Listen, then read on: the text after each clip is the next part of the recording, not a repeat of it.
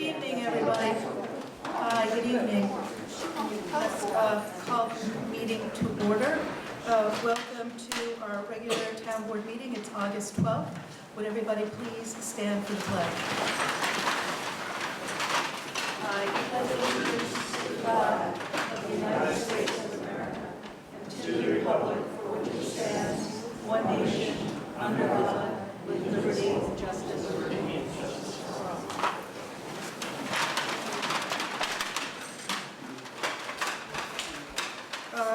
I'd like a motion for the approval of our prior minutes for our July 8th regular town board meeting. Thank you, Alan. May I have a second? Second. Thanks, Chauncey. Is there any discussion? Any questions? All in favor? Aye. Any opposed? So moved.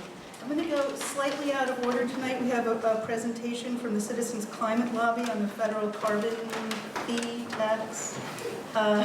Thank you for coming, but I want to take care of two pieces of business before we do that. The first is tab number 10. I would like a motion to appoint Josh Pulver to the Rhinebeck Town Board to fill a vacancy with an unexpired term ending on December 31st, 2021. May I have a motion? Ed, thank you. May I have a second? Thank you, Alan. For the public, this seat was vacated when Brandon Carney was appointed to the legislature and was reappointed Kira Bonanza, who has moved to Woodstock. Josh is running unopposed, and so unless something huge happens, he will be assured of this seat. So he has graciously agreed to start early and go through the budget process for us and get up to speed. There's a lot of work to do. So that's the explanation. Are there any questions or any further discussion? All in favor? Aye. Any opposed? So moved. Welcome aboard, Josh. Come on up.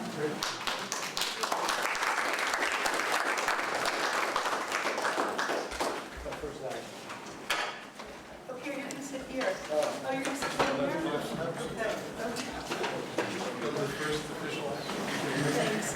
John, you can swear him in later? Yes. Okay. There you go. Here's your book. Thank you. Okay.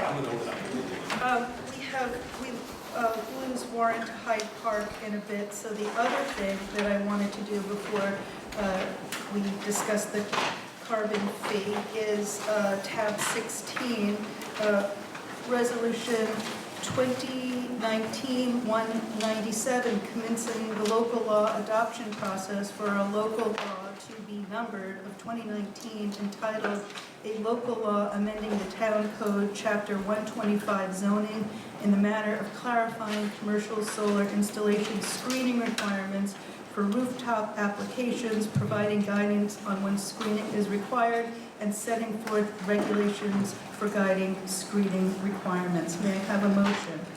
Thank you, Alan. May I have a second? Second. Thank you, Chauncey. We have Jim Levy, our planner. Hi, Jim.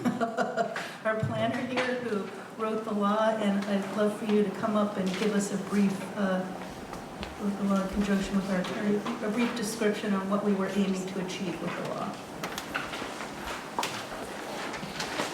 I'm Jim Levy, the contract consultant. Sorry, what?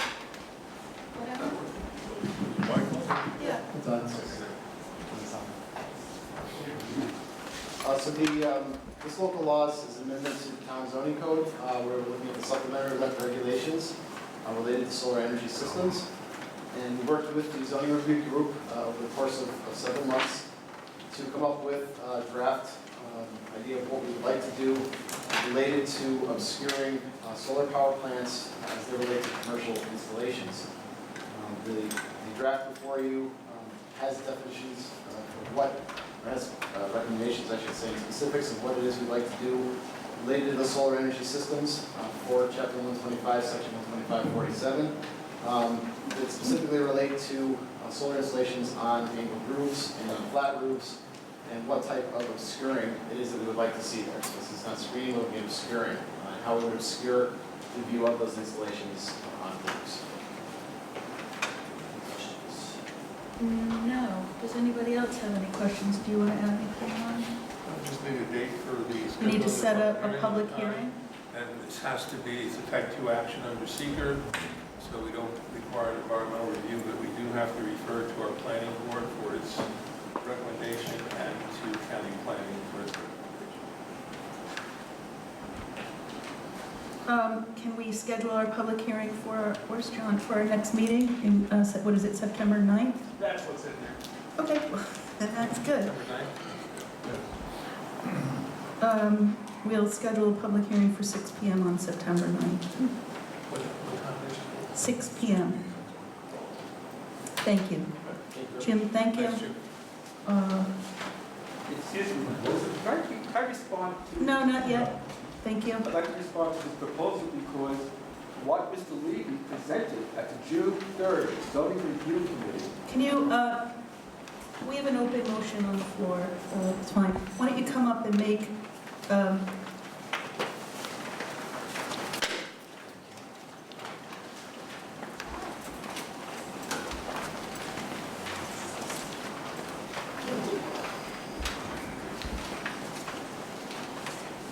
My name is Robert Donaldson, I live on Mill Road, and I've been following this issue for the past 13 months.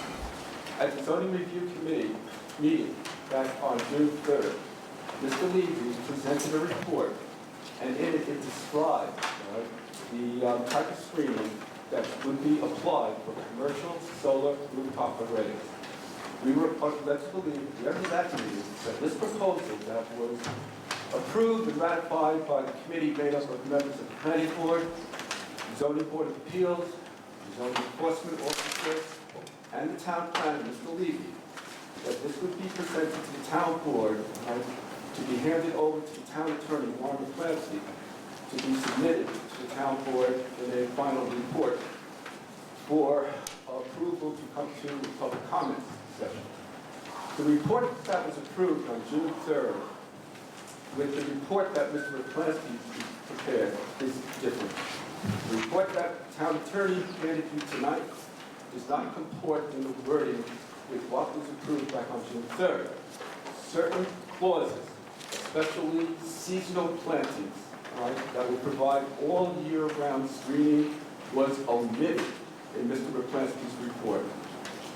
We find that since the town board is willing to approve this report submitted by Mr. McClancy, in light that the wording has been changed, does not comport with downright decency. thank you. Any board members want to know, what the wording was and how it was changed? I think we're well aware, we're the legislative body. The zoning review group is advisory, and this is what the town board decided to go forward with. Then I would like to submit to the town clerk a copy of the original wording from Mr. Levy's report and what was put in the report by Mr. Smith. I just want to add that I question your recitation of the facts, but I don't think that's relevant. We'll schedule a public hearing. You'll be welcome to present your point of view, and I think we should vote. And I'd like to state for the record that I did not submit a report. This local law was drafted by our town planner. I did review it. I did not make any changes to it. The law that is before you is exactly what our planner drafted. So I don't know what Mr. Donaldson. And our planner, as you know, Mr. Donaldson, attends all of these zoning review group meetings. I'm sure he got it right. Oh, Mr. Walker. Look, I attended those meetings as well. And I I've attended all of them, as a matter of fact. You have not attended them all. I did attend most of those Okay, meetings. we I was there don't, on excuse June me, 3rd. excuse me. I'd like to respond to Mr. Walker. This is, we're required to work in public, but we're not going to have a back and forth argument about this. We've scheduled a public hearing, and we will hear all public comments then. This is the law that the town board decided we wanted to bring forward for a public hearing, and we wanted to listen to what the public comment is. This is the law that's being laid down before our desks. So therefore, the town board changed the wording of the zoning review. The zoning review group advises the town board. I know that. So we did not, and I don't remember where the zoning review group came out. I think it was pretty unanimous that we changed to What we have. obscuring. I'm not talking about obscuring. I'm talking about the elimination of, to meet seasonal conditions, provide year-round screening. Yes, the zoning review group decided that they did not want to follow that, When did that take place? I think in July, In July? I believe. Jim, do you have any idea? You have to check my notes, I don't remember off the top of Thank my you. head, but it was, But it doesn't matter, Mr. Donaldson. This is the law that we're going to consider. We're going to have a public hearing on September 9th. You're making trouble over a moot point. It's As not a moot Elizabeth point. has said twice, the zoning review group is only advisory to the town board. That's all. But What they decided doesn't bind us. So even if you were right on the fact, it doesn't matter, it's moot. We are the legislative body. I would call for a vote, Elizabeth. All I'm saying is that in the preamble that was submitted, it does not reflect the July meeting. It reflects the June 3rd meeting only. If the zoning review committee re-examined what they approved back on June 3rd, all right, that is not reflected in the proposal submitted before you. We don't need to take advice from the zoning review group. I believe the zoning review group was unanimous in this, but the point is, as Chauncey said, we can take their advice or not. And what we are choosing to do is vote on this law that has been laid down before us today. And we will take public comment on it at our September 9th meeting. And I understand that, except that those people on the zoning review committee have all been directly involved in this ongoing issue. And they can come to our public hearing and speak to it as well. And they will. Jim, do you have anything to add to this?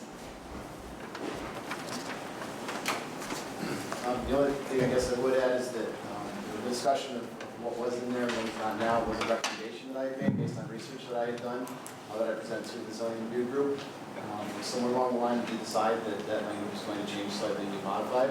But everything that I do provide to the zoning review group is a recommendation, and those recommendations then move forward, obviously, for consideration by you in the public meeting. Is it your, I just have one comment before you. no, I'm sorry. I just have one I'm sorry. comment. I'd like to. I'm sorry, you're interrupting. Please Well, don't I'll wait, interrupt. then I'd like to have comments. I don't know if I'm going to take any more comment on this. I'll decide. Is it Thank you. your recollection that the zoning review group was in full agreement on this law? On the law that's in front of us? Yes, thank you. We did discuss it again, it's a process, it changes and it takes place over time, and it's been several months on it. Thank you. Any further questions or comments from the board? All in favor? All right. Aye. Any opposed? So moved. Again, we are required to work in public. Public comment is set for the 9th, and we will hear everybody's public comments It's not a then. public comment. I was just going to read for the people here what the original law said. It doesn't matter, but and thank what you. was changed. Thank you. We're going to move on. We have a presentation from the Citizens Climate Lobby on the federal carbon. It says here tax, but I believe we're calling it a fee. Warren, we're done with you. Thank you very much.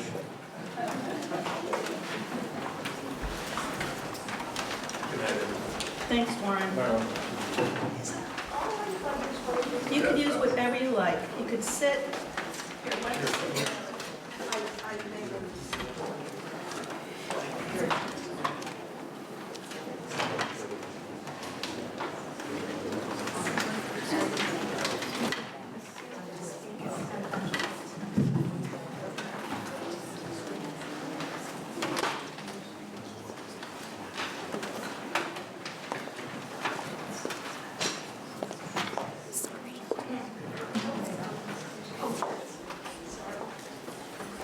Hello. Thank you very much for inviting Citizens Climate Lobby to this meeting. Thank you for coming. The bill that we are supporting. My name is Eleanor Saunders. I'm a member of the Citizens Climate Lobby chapter. This is not, that's better, isn't it? I'm a member of the Citizens Climate Lobby chapter that is in Columbia County. We actually have 3 chapters in New York's 19th Congressional District, including Mid-Hudson, which is housed at BARD, and also a new one, Mid-Hudson West in Sullivan County. So I'm here speaking on behalf of all of them, and I also happen to be the liaison for our New York 19 groups to our member of Congress, Antonio Delgado. Before I start talking about the bill, I just also want to thank the town of Rhinebeck for all that you've done as a climate smart community, and also for raising your voice to help block the proposal that was made by the Coast Guard for additional anchorage areas for oil tankers in the Hudson. So we're very much on the same page as you are about those things, and thanks very much. Let me just say one word for the audience in general who may not understand why in the world we're coming before a town board having to do with a federal bill. Citizens Climate Lobby takes as one of its operating principles that in order to get policies passed that will address climate change, we really need to develop the political will that will allow members of Congress to support these policies. We do this as volunteers through grassroots outreach to our community, but it is incredibly important to have support from respected community leaders. And that's why we've been going around to town boards and village boards in our congressional district to talk with them about this bill and hopefully to get support from them. I know this is an opening conversation and we're nowhere near talking about a resolution to support the bill at this point. Well, I think we do support the resolution, but we believe that it's really great to have a public discussion about this. So we wanted to have it for the public benefit. As you said, we're pretty committed to doing whatever we can to reduce not only our carbon footprint, but providing avenues for getting our energy through non-fossil fuel means and taking care of our local environment. It's paramount important to us. I can just tell you quickly that we have gotten support from towns in our congressional district. We've gotten support from the towns of Austerlitz and Chatham for what the basic policy framework is called carbon fee and dividend, which you will understand as I start talking about the bill. And we have also gotten specific resolutions in favor of the bill from the Columbia County Environmental Management Council, from both the town and village of Kinderhook, from the town of Woodstock, and from the village of Tivoli. So these are all things that have happened in about the last month and a half or so. So the board members have a document that explains the basic carbon fee and dividend policy framework that's used in this bill, which is called,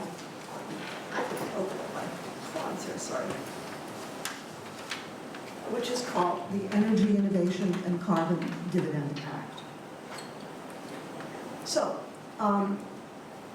this policy structure is really based on some very fundamental economic laws.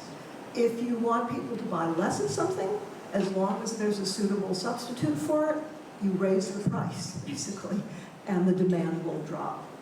Secondly, economists believe that the most effective and efficient way and the least cost way to change something as fundamental as our energy system from fossil fuels to a clean and efficient energy system really requires having a law that will correct what's called a market fault. What this means is that without accurate pricing, you don't get the market to work properly. And in this particular case, fossil fuel companies have profited from selling their products, but they haven't taken responsibility within the price structure to pay for the kind of damage that we're all experiencing now from severe weather and wildfires. We, the taxpayers, are basically paying for that. So this is an opportunity to have fossil fuel companies also take responsibility for the negative effects of their product. Let me start talking about the bill itself. There are several important benefits from this bill. The first one is effectiveness. There have been varieties of analysts and climate and economic models who've looked at this bill, and they believe that within 12 years of this bill being enacted, we should experience about a 40% reduction in fossil fuel emissions.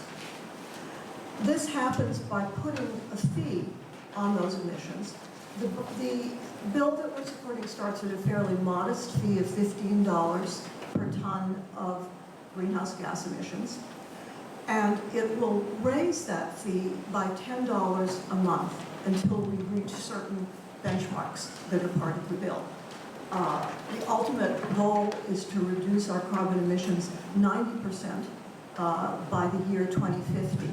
That would be something which harmonizes with the recommendations recently from the Intergovernmental Panel on Climate Change. They say that in order to prevent our climate from warming more than 1.5 degrees centigrade, we need to have that dramatic a reduction of fossil fuels. Otherwise, it will be very difficult to rectify the damage to our climate, even within our lifetimes or within our children and grandchildren's lifetimes. It's a real tipping point. So this bill is something that gets us very close to that point. It's not $10 a month for the record. I'm sorry? It's not $10 a month. Oh, I'm sorry, did I say a month? $10 a year, pardon me. That's very different. Okay, so while we're relying on market forces basically to drive this change, the bill includes what it calls some environmental integrity provisions. The first integrity provision is that there's actually a timetable that describes what kind of reductions need to happen over the period from enactment until 2050. If a reduction schedule, as defined in this bill, isn't being met in a given year, then we raise the fee an additional $5 to put more pressure on the price of carbon, on the price of fossil fuels. Once the fee is enacted, there is actually a moratorium on the EPA putting other kinds of regulations on fossil fuels that are specifically related to climate change.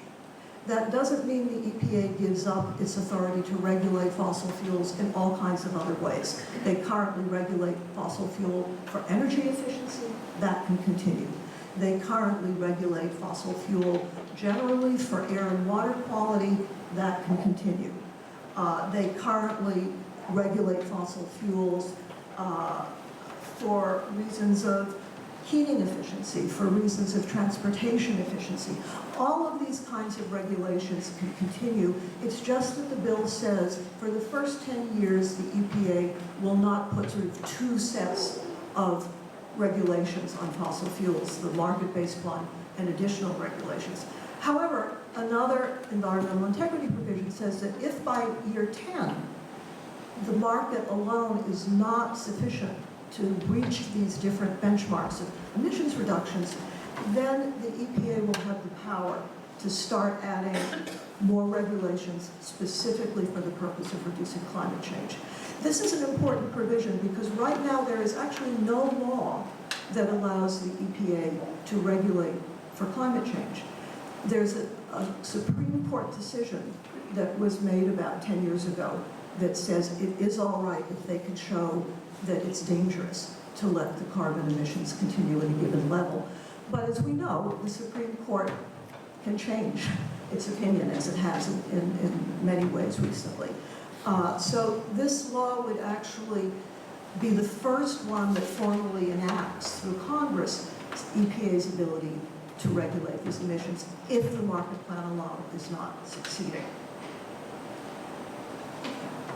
In addition to things that really will ensure the effectiveness of this bill, it's important to see that this is a bill which is good for people in our country. This is a bill that, first of all, is protective to people, especially progressive for people in low to middle income households and communities. What happens with this fee is that the revenues as collected are not used as a tax, and this is why we make the distinction, not used as a tax would be used to support government programs.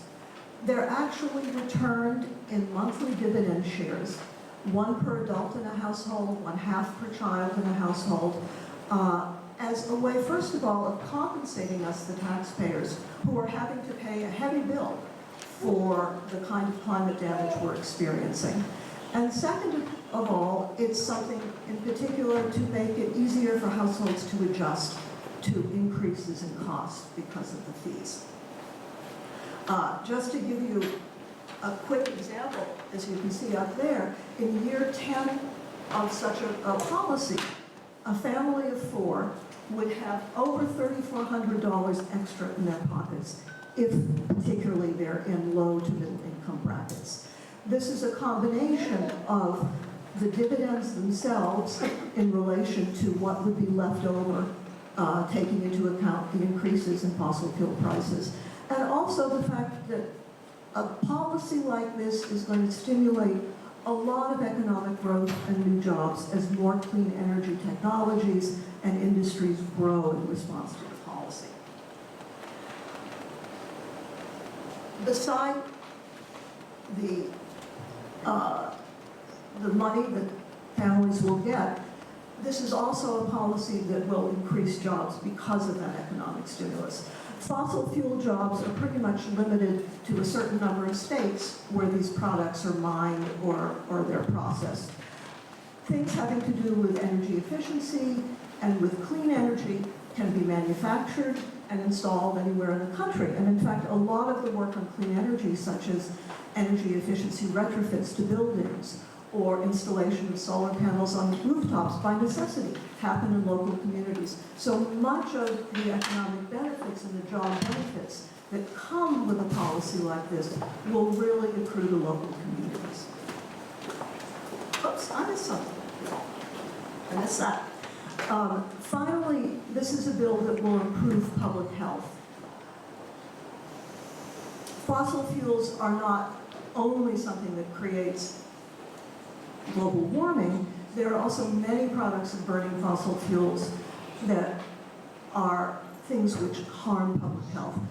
So, for example, we have now about 115,000 avoidable deaths that occur each year in the US because of the impact of burning fossil fuels. That's something that will be reversed by this policy.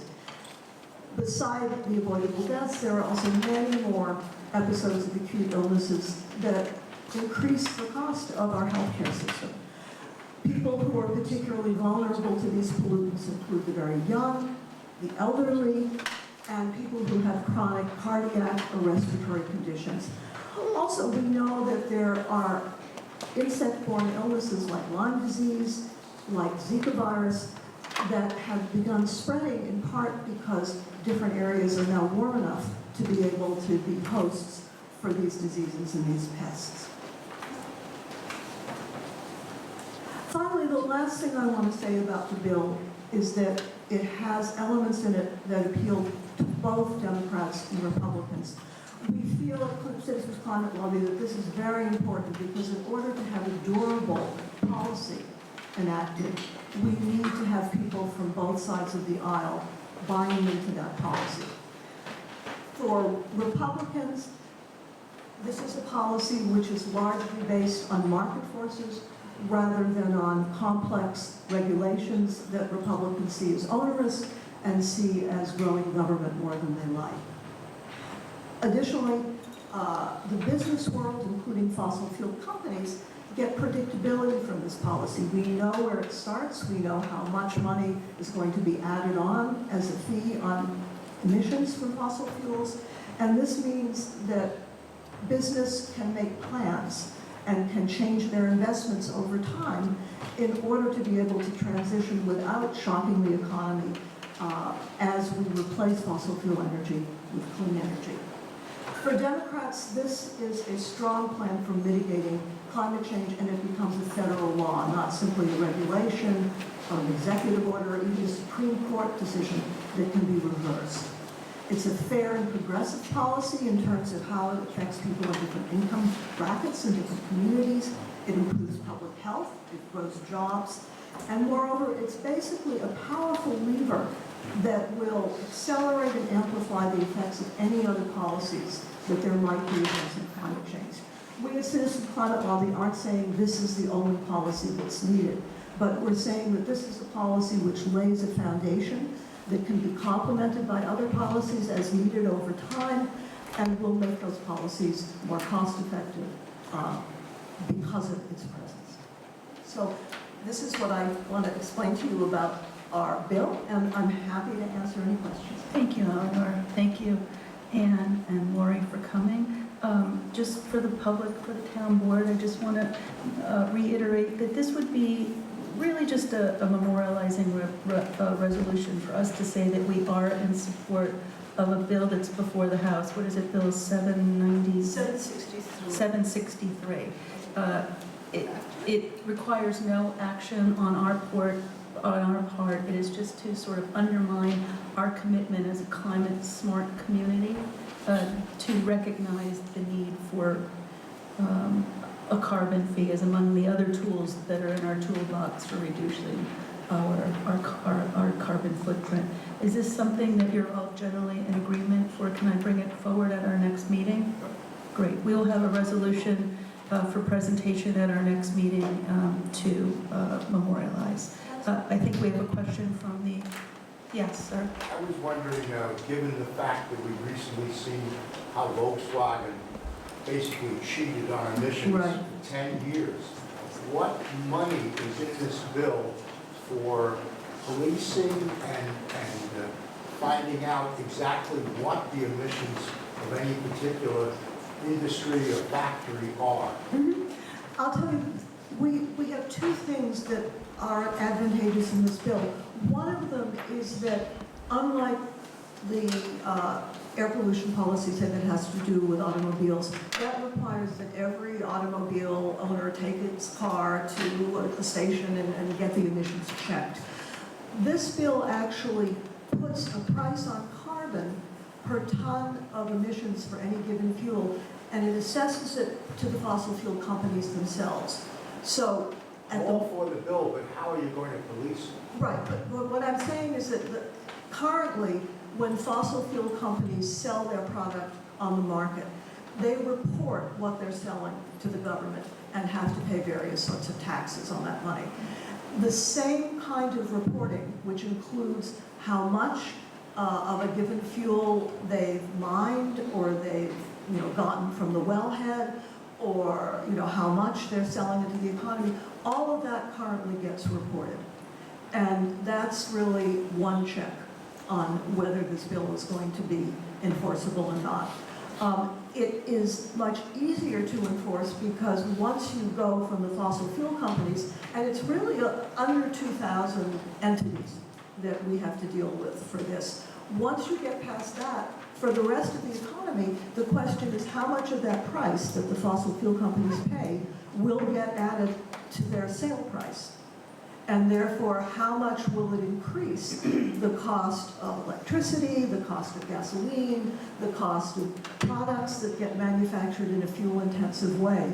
So it pushes all the wholesale distributors or the buyers of these fossil fuels to do what they can to reduce their own production costs. And that means getting cleaner energy, having more efficient ways of producing things, shifting over to renewables. So that kind of happens automatically. It tells investors and innovators that they'll make more money if they try to work in the arena of clean energy than they will if they try to work in the arena of fossil fuels. So it's really key that it's at the source, so to speak, that this price gets assessed.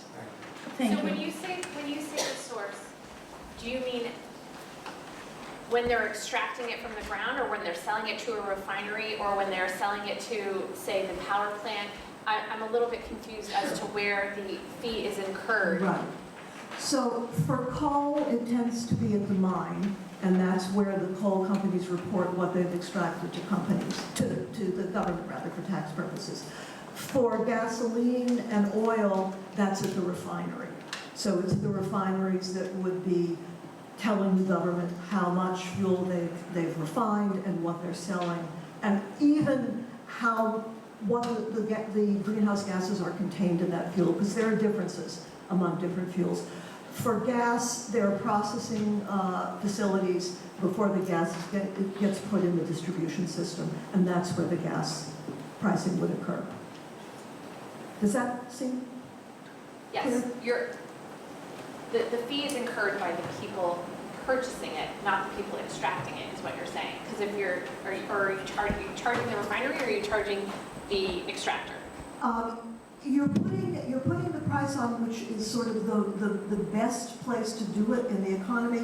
I would assume that if the refinery knows it's going to pay a certain fee for the amount of oil that they receive, let's say, that they would charge ExxonMobil more money for doing the processing because they know it's going to cost them at the other end. So even if it doesn't go directly to the fossil fuel company, they're going to see the reflection of that increased price that the refineries will have to pay. Does that seem clear? Yeah. Okay. Thank you, Eleanor. So we will have this before the town board as a resolution. I hope you'll come back on September 9th. Thank you. I'd be happy to do it. All right, thank you. Thanks for coming, everybody. Since everyone's here for the carbon tax, I think I'll skip to tab number 14. I'll make a motion for Resolution 2019-195, which is a commitment to and provision of matching funds for the New York State Climate Smart Communities Grant. May I have a second? Thank you, Ed. This is a grant that Dutchess County is lead on. It's a 16-month study group that will consist of 10 Dutchess County municipalities. I think it's Rhinebeck Town, Rhinebeck Village, Pleasant Valley, the village of Wappingers Falls, City of Beacon, City of Poughkeepsie, a couple of other towns I'm missing. But the study group would be run by Hudson Valley Regional Council and Europa McGovern. We'd be using regional government monitoring software, and what it would do would be to come up with an inventory of all of the greenhouse gas we as the town of Rhinebeck emit within our functions, within running our town hall, our highway garage, paving our roads. So it would really help us see what we're contributing to greenhouse gas. And once we have this inventory, we would be able to go after grants to fund the action plan to reduce this. So we have to pledge $10,000 in matching funds, which we can do through our employees' payroll and volunteers. We would do it in kind through the labor of our employees and any volunteers. And I think this is, I thank Dutchess County for taking the lead on this, and I thank the Hudson Valley Regional Council for running it, and we won't know if we get the grant until December. So this is asking you to allow us to apply for the grant to inventory our emissions and then use the money to fund an action plan to reduce that. Is there any discussion or any questions? Okie dokie. All in favor? Aye. Any opposed? So moved. 2 climate things tonight. Thank you. Okay, everybody, thanks for coming. I'll start back at the top of our, what is this called? It's called an agenda. Actually, I'm going to stay out of order because I think we have our cemetery clerk, Suzanne Kelly here. So, sorry, Ed, what number is it? No, okay, tab 4. I need a motion for resolution 2019-185. Motion, please. Thanks, Ed. May I have a second? Thanks, Marcia. Thanks, Alan. Ed and Alan. Resolution 2019-185, appointment to the cemetery committee, Robbie Long. Is there any discussion or any comments? All in favor? I'm sorry, Dave Long. I'm sorry. Dave, not Rob. Yeah, it says David Long right here. I'm sorry, should it? No. Say Rob. Robbie? I don't know, I got I'm going to table this while Ed checks. I thought so. That's what I thought. I'd like to make an amendment to the resolution that we appoint Rob Long, not David. All in favor of amending the resolution? Aye. We have an open resolution where we're actually going to appoint Rob, not David Long, to our cemetery committee. Any further discussion? All in favor? Aye. Any opposed? So moved. Thank you. Second that. Well, we've appointed Rob Long, so if we need to unappoint him, we'll have to do it at our next meeting. So, thanks. And I'm sorry, the next, tab 9, I need a motion for resolution 119-190, revised cemetery rules and regulations. Make a motion. Thanks, Ed. May I have a second? Thank you, Alan. Tab 9. Do you want to take us through this, Suzanne? Yeah, so this is just a revision to the size of the monuments or the grave markers for the natural burial ground. We're just reducing the size a little bit, the maximum size, I should say, from 300 square inches to 200 square inches for a single and 250 square inches to a double. Many of them that are there that are the right size are around 200, and so it's just taken us some time to see. Some of them have come in too large. So it'll just be nicer. Thank you. Yeah. Are there any questions, any comments or concerns? The Cemeteries Committee recommendation is that we reduce the size of the markers from 300 square inches to 200 and 250. All in favor? Aye. Aye. Any opposed? So moved. Thank you, Suzanne. I have a question. You have it from the floor. A resolution from the I floor. have a new business that Suzanne's associated with. I'm looking for a motion for resolution 2019-198, the grant application to the Frost Foundation for Cemetery Administration Software. May I have a motion? Thank you, Alan. May I have a second? Thanks, Ed. So, Al, you can help. Yes, uh-huh.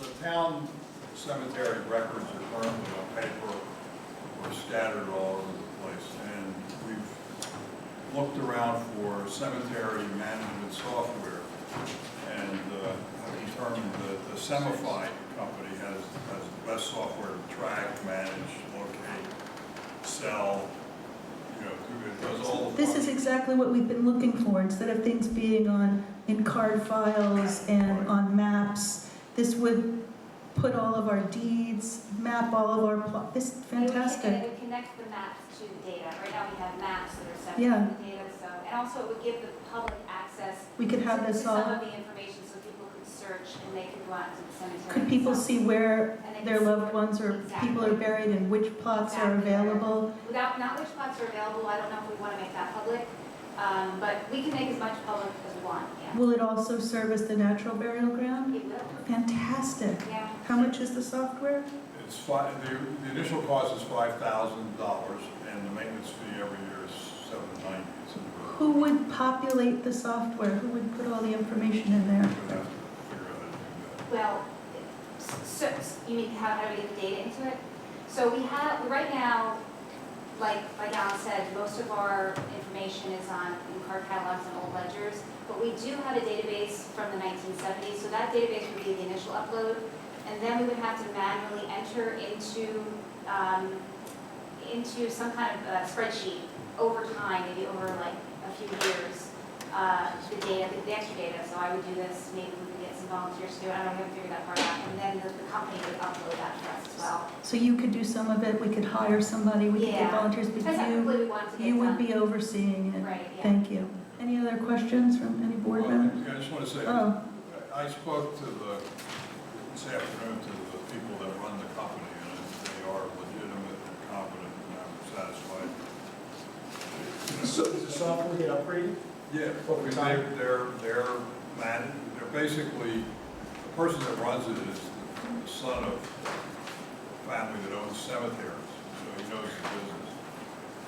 And I'm satisfied that he understands software well enough to do this well, and I like the way it's designed. It's all cloud-based, so all the software and all the data is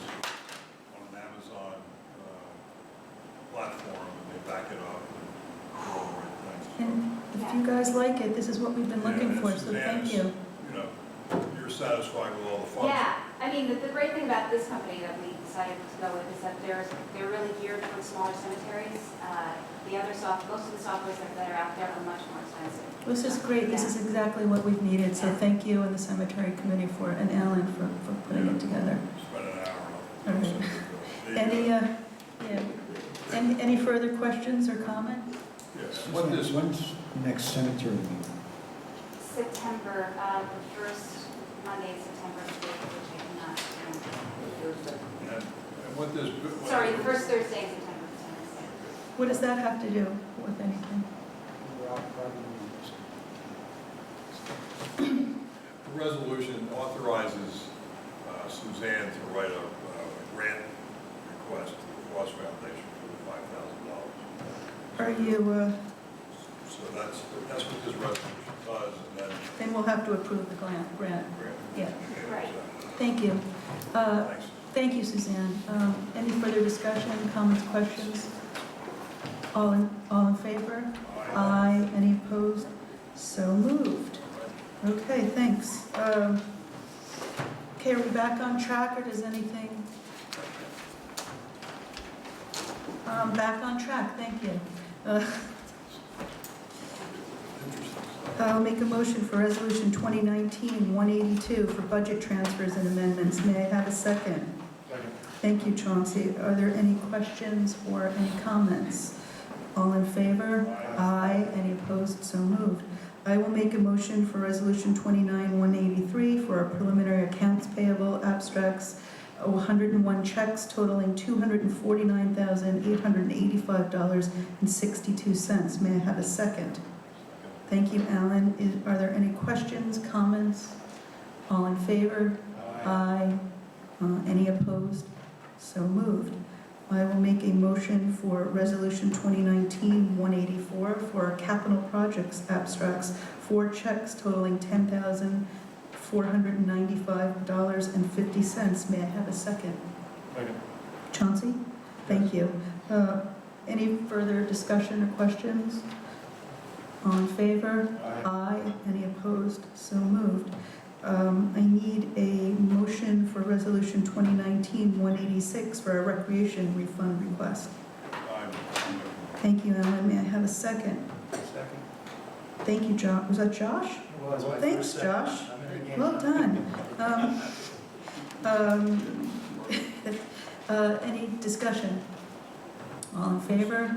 Aye. Any opposed? So moved. I am not motioning item number 6 at the request of our recreation director. I need a motion for Resolution 2019-188. Motion.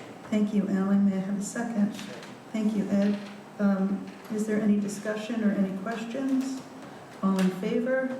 Aye. Any opposed? So moved. Chauncey, I am looking for a motion for Resolution 2019-189, Recreation Pickleball Program and Staffing. I would like Chauncey to do it. Chauncey, and may I have a second? Thank you, Josh. It's the pickleball crew. It's for a winter pickleball program, which we should all play. Any further discussion? All in favor? Aye. Any opposed? So moved. I think I'm going to play, Chauncey. All right.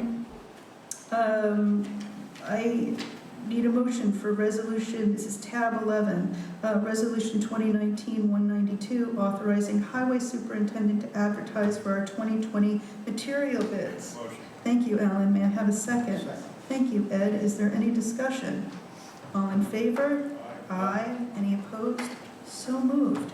I would like a motion for tab 12, resolution 2019-193, amendment to existing mini excavator intermunicipal agreement with the towns of Clinton, Milan, and Red Hook to add the purchase of a flail mower head for the highway department to our mini excavator. Thank you, Alan. May I have a second? Second. Chauncey? Yes. Thank you. Any discussion? All in favor? Aye. Any opposed? So moved. I need a motion for resolution 2019-194 for the purchase of 2 stainless steel salt spreaders and sanders for the highway department. Thank you, Alan. May I have a second? Second. Thank you, Ed. Is there any discussion, any questions? All in favor? Aye. Any opposed? So moved. Skipping to Resolution 2019-196, I will make a motion for the contract with the Cultural Landscape Foundation for consulting on the application of the comprehensive plan and the town zoning law in connection with building and development of historically significant properties and their landscapes. May I have a second? Second. Thank you, Josh. Michael, you want to tell us briefly about this?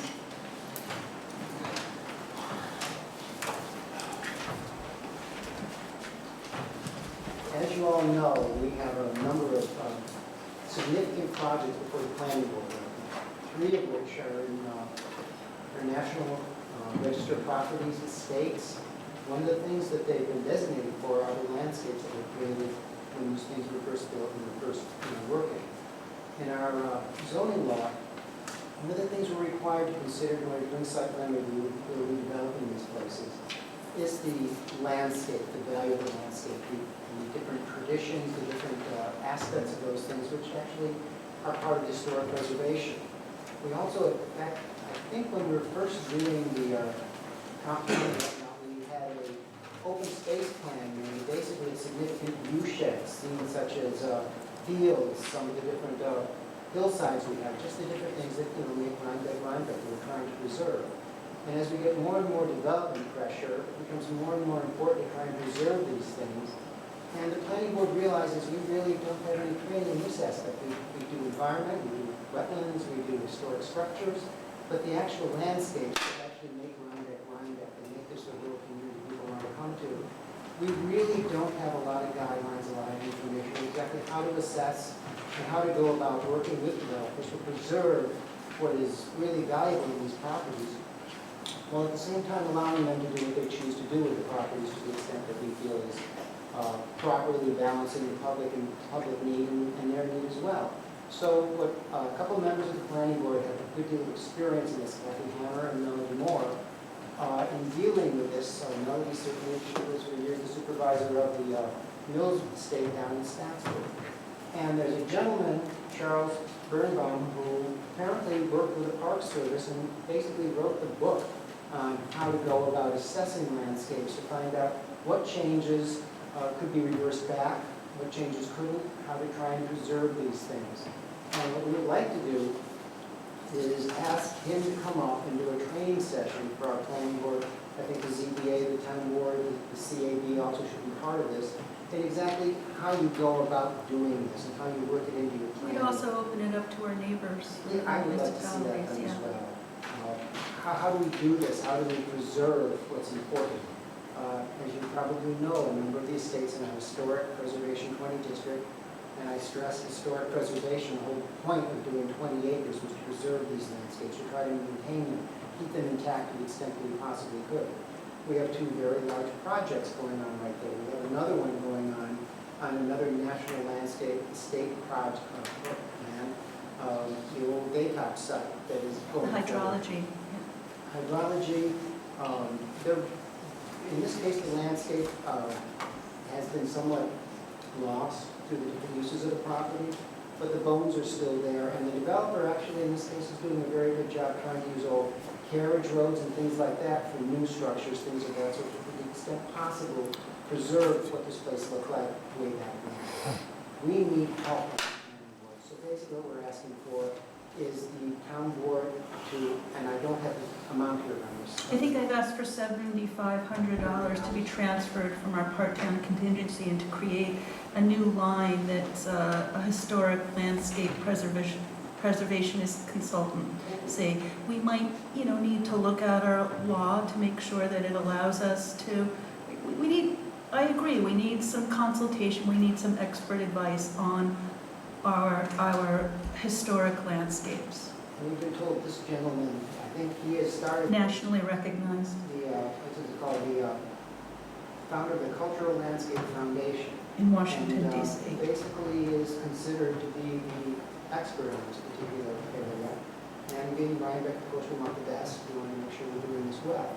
He's also someone who might very well be a good consultant for us on some of these larger projects where we really do need help. Where we could collect escrow and have him, so how we have experts guide us on noise, height, visual impact. You know, we could have somebody look at these larger historic properties for the impact on the historic landscape. And even some of the other areas where we have, let's say, some of the farms that we have, if someone chose to develop, they require conservation subdivision where you cluster, where you try to do your very best to put the development out of the public view to the extent possible to maintain what made those rural views valuable. But we could use some help in determining exactly how do you do that. What's Thank the you. best way to do it? Thank you, Michael. Thanks to the planning board for coming up with this idea. I'm sorry that Melody and Kathy aren't here Yeah, for a lot of reasons, but I think this is something that will really help us. It's a hole in our knowledge, it's a hole in our ability to really do a proper job of evaluating projects coming before. Do you guys, you gentlemen, have any questions or comments? Thank you. All in favor? Aye. Any opposed? So moved. Thank you, Michael, Kathy, and Melanie. Are we before, have we finished? Do we have any new business? Do we have any announcements? This is the last week of summer camp. We've had a fantastic year at the camp. We have been getting nothing but compliments. I want to thank all of our staff, Elaine and Chrissy, Amy, and Catherine, for it looks dazzling down there. It's clean, it's well run. Camp has been dynamic. It's been a banner year for us. I think it's been great, so thank you. It's the last week of camp. We start our budget process soon. We've got a new board member. Any other comments or questions or new business before the It board? also looks like we'll have enough lifeguards to stay open through Labor. Oh, now you've jinxed it. Okay, sorry. No, you didn't. I think we will. Well, we have it all, it's all set. Great. Anybody else? Should we swear Josh in before we? Oh, you did. He's sworn in? Yeah. Come on up.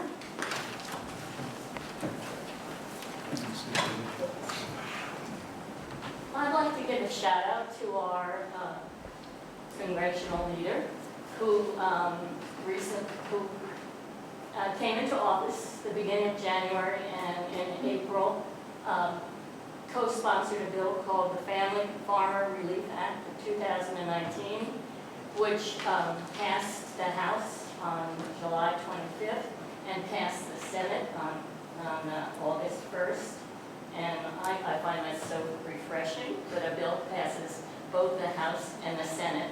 And he initiated this with the cooperation of 2 Democrats and 3 Republicans. So we've got that bipartisan approach going. And I hope your resolution, which sends a message to the congressman, might generate that kind of bipartisan cooperation. That's my point number 1. If you don't mind, I'd like to share a couple of things from the League of Women Voters, that we're having early voting this year, and where you're sitting is one of the places. We have 6 dates of early voting here in Rhinebeck. Right. To anytime, not anytime, check your Board of Elections website, but between October 26th and November 3rd, you can come in here at your leisure and vote, as well as 4 other places in Dutchess We're County. one of 5 in the county for early Correct. voting. Correct. Thank you. And you have, one more thing, you have until October 11th if you choose to change your party. Thank you. Any other public comment on any non-agenda items? Anybody? Hearing nothing, I will make a motion to adjourn. Thank you. Good night, everybody. See you in September.